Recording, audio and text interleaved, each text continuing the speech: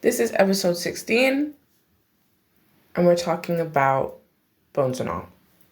You might have just been thinking that I sounded super professional there, but the last recording of this, which I feel like is no concern to you guys, but the last recording of this, it was all wrong, right? But it wasn't. It wasn't all wrong. But I was just like, I don't want to record an episode where I feel like, I don't know, where I feel like, okay, it was me saying goodbye a lot, and then what else? It was me saying goodbye a lot, and then I would come back, and then it was me also just like, yeah, there was just bits wrong in it, and I was just like, no. I was like, no, and we could have edited it, but even like having on a podcast and like editing audio, I find it super difficult because it's like, no, I do it on my phone. I edit the audio on my phone, but it's sometimes really difficult because you can sometimes try to do it like on a timestamp, but then sometimes it cuts out like bits that you actually need, even though you want to get rid of the main bit that you want to get rid of, but then it takes out some that you actually want, and then you have to do it again, and it's just like I can't be bothered to edit the whole thing, because I was like, oh, we could do that and we could edit the last audio, but that would just take too long. Like, it would take like 20 minutes. Or no, sorry. That episode was 20 minutes. I mean, it was 26 minutes. But I'm saying we would just have to edit that whole thing. And then it would just be like, why not start fresh? And I think starting fresh is always really good because you're able to say more things. So on the topic of bones and all, obviously you have bones and all's, I don't know, sister, brother, but Yellow Jackets, which is back for season 3, and they are both shows that center cannibalism, right? In the last recording also, I was saying how cannibalism is illegal, which it isn't, which was mainly why it was necessary to restart, because I was like, let's get one thing clear. We don't want anyone to say, oh, it was me who said it was illegal, and then come to find out it's not. I've had that before, though. I mean, I think, yes, on recording to podcast episodes, I've had people tell me that, that, okay, this is something that I've said isn't correct, and I don't want to do that anymore, We want to make sure everything we're saying going forwards is always right, always correct. And so, yeah, cannibalism is not illegal. And obviously I checked, I think it's not illegal in the UK, and it's not illegal in the US either.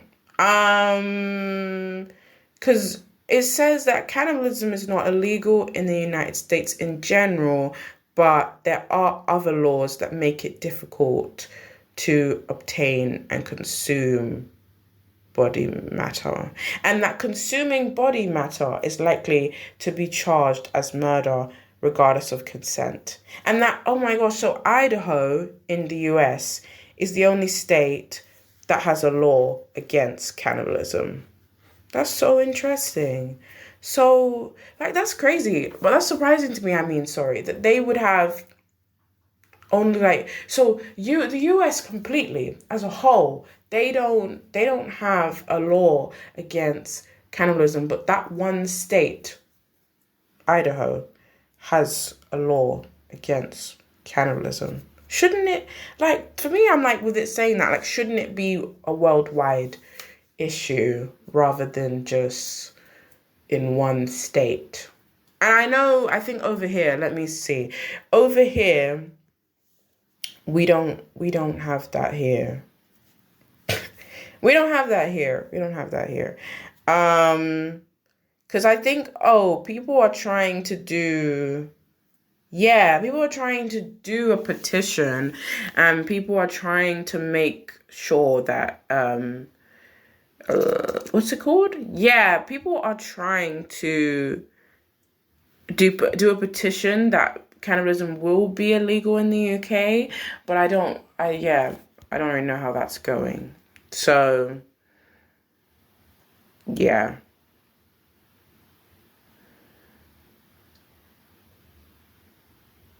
Yeah, and it's interesting. Because this is what I mean. We're on the topic of cannibalism because of bones and all precisely.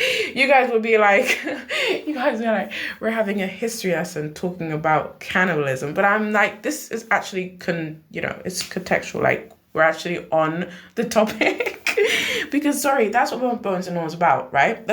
I'll even search the thing for bones and all, right? What bones and all says and what it tells us, right? It's by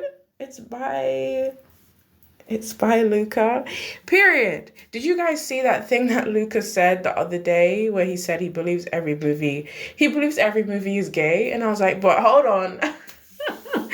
Then I was also like, Bones and All's not gay though. But I hear him though. I hear what he's saying. And he's done a lot of films that have those themes, He's done Queer, he's done Call Me By Your Name, he's done Challenges a little as well, because Challenges was on that theme as well, because you were like, Patrick and Art, like, they were giving, homoerotic. They were giving homoerotic, and we weren't really sure. I know that they liked Tashi, but yeah. But they, yeah. And I guess if you've seen Tashi, you know what I mean, because it's the screen cap of Tashi when she's in the middle of them and she's just grinning because she's like, these guys they're really making out. They're really going for it full throttle. And she's like, and I'm just here like, yeah. You know what? Hell yeah. But anyways, and I think, oh yeah, on the topic of Luca, I still have to plan that episode. It's because I thought I wanted Greta Gerwig to be next, but it might be Luca Ethan. We have to see. But anyways, back on the subject of Bones and All. So, Bones and All I love how it says Bones and All a hard watch. And it says, although its subject matter may be hard to stomach, Bones and All proves a deeply romantic and thought-provoking treat. Damn. What are you saying? That's from Rotten Tomatoes, guys. Wow. Thought-provoking. Or is it... Oh, thought-provoking. Fine. Because I thought they were saying... a food-stimulating thing. I thought that's what they were saying. Okay, all right. Also, I think I need to add in that what I was saying in the previous episode, which was about how...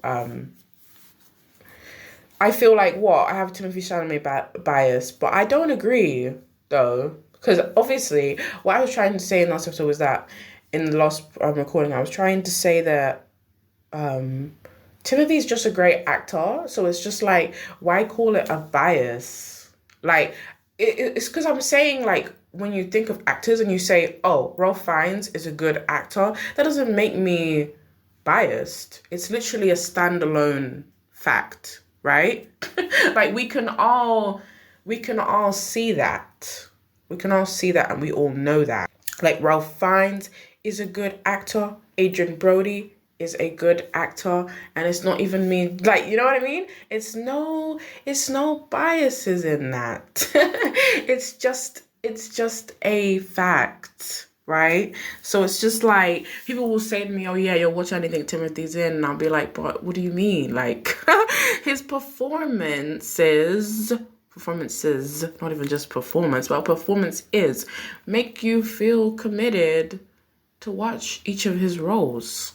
I bet you there's people out there though who have watched him from when he was young. I have not, but like, wow. I bet people have, because I thought really, I swear Timothy's first role was Interstellar. No, but not his first ever, but I mean his first major, because he was actually a child actor, but I'm saying like, his first major role was probably Interstellar, but I'm saying that people probably have watched him from then. I have not, as I said, but yeah, I wish I had done, because like, but I'm just trying to say, like, I was just trying to say that, yeah, just for the, I'm like, just for the record, I want people to know that I don't have a Timothy bias. I remember me and someone were talking about this, but I was saying how I used to be a super big fan girl of Timothy's, and it's like now I feel like, I don't know. Will I say that I am still?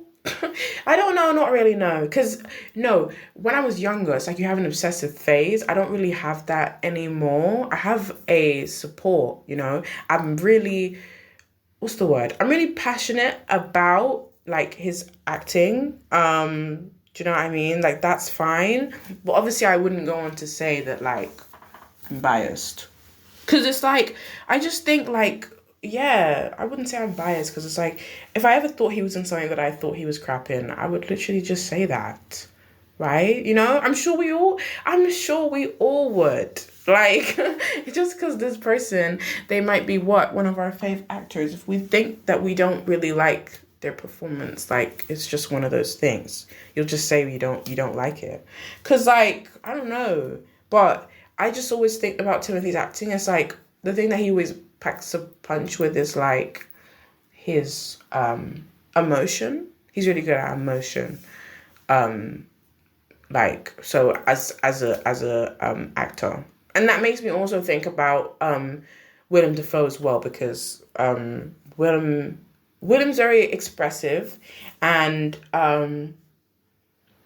what's the word? Willem's very expressive, and that's what everyone says about him, which makes him a good actor. Like, you know, the way his eyes pop out, or like, yeah, or how he really he became the Green Goblin, and that was so scary. But hello, let's do it. It's like how I always say to people, the first film that ever scared me as a child was The Hulk, because for one thing, I was too close to the television. That's what I will say, right? I was literally on the floor, close up to the television, and then obviously it was Hulk's transformation, and it was really scary. I was like, oh my gosh, why is he like doing that? In a way, I was that was off context again, but I think what I should do, I should also do an episode of movies that used to scare me when I was younger, which you know, it's all about evolving, because those films don't scare me anymore. But I just think, as a child, like, you're really young, so like, yeah, these films can scare you, but you come to realize they're actually all not that scary. Like, that's why I would say to people, I'm like, I used to find Coraline scary, but it's now one of my comfort films, and it's like, it feels weird to say it's a comfort film because it's a scary film. So I'm just like, that makes no sense. But it's like, yeah, I've come to like, yes, not be afraid of it, but like embrace it, and like and like really, really love it. So it's like, obviously Coraline is just a word, it's whimsy. But anyways, back on to Bones and All. See, this is what I said, this is from Pit News. It says, what does cannibalism represent in Bones and All? The cannibalism within the film is a clear and striking metaphor for love and understanding. Lee and Marion's need to feed on humans is directly comparable to their need to be seen and cared for. Damn. Right. Okay. And do you know what? This was what Luca was talking about. It was this video I watched on YouTube. It was his video essay. So it's him talking about most his characters strive from a place of desire. They're all out for desire and desiring things. That's obviously Lee and Marion as well, because obviously they desire to feed on humans and to be seen and cared for, like it says. It says is Bones and All a queer film? No, it's just that's what I said. It's heterosexual, but it's okay. Like, that's what I was meaning. That's what I mean. I was like to myself when Lucas said that, I was like, yeah, he believes every movie is gay, but I was like, it's not like he doesn't always make gay films, right? He's doing that most recently, but like, you know, like, that's what I mean. I mean, you could say his most recent was Challenges, but I'm saying he doesn't do that all the time. Like Lee and Maren, they are straight. So anyways, obviously I wanted to look at the synopsis, as you do. So what? So okay, it's set in the late 1980s, which I love, by the way. That's so lovely. I love that it's set in the 1980s. And then as a pair of young cannibals who develop feelings for each other on a road trip across the United States. Yep.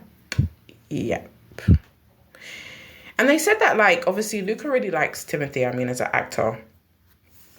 So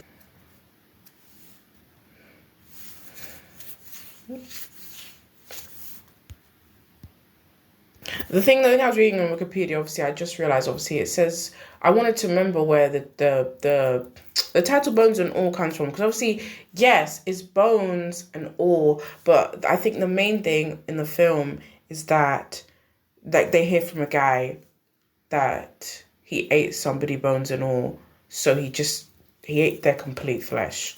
And just, like, yeah, just left them as a skeleton, basically. But yeah, I like that though. The thing that I read already, what was about about what it represents, is really nice, because I feel like it's really good. Like, I mean, as people who are filmmakers, to like, yeah, use metaphors in order to push forwards their plot. Like, not to just give you a film, like what we would say, oh, face value, it's about cannibalism, but like they want you to what's it called, they want you to look for the deeper meaning, and then the deeper meaning is love and understanding. And then it's also what I said about Luca's thing with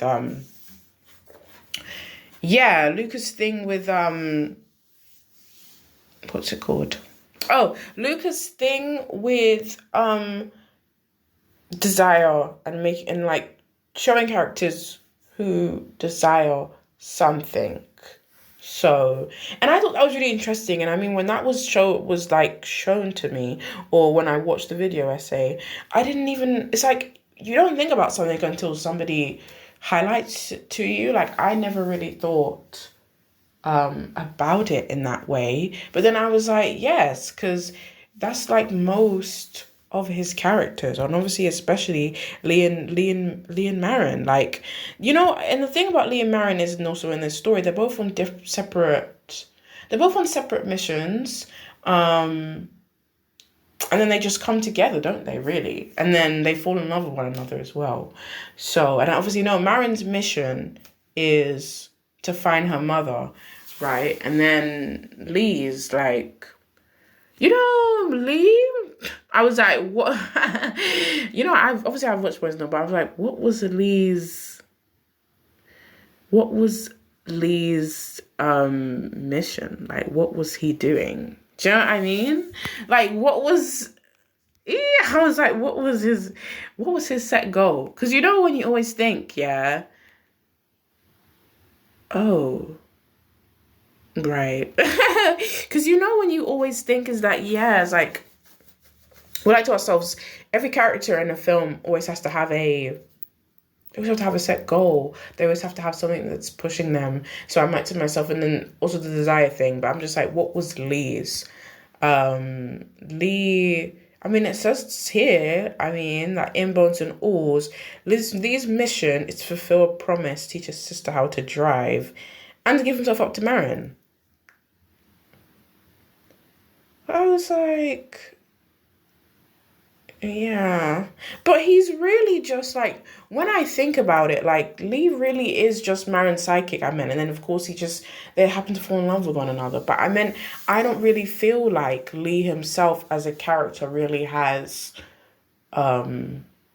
he really has anything, maybe aside from like, obviously what they've explained, which is that, it's all about desire and wanting to be seen, like, that's obviously both of their things. But I'm saying, like, Lee decides to go on this trip with Maren to help her fulfill her goal.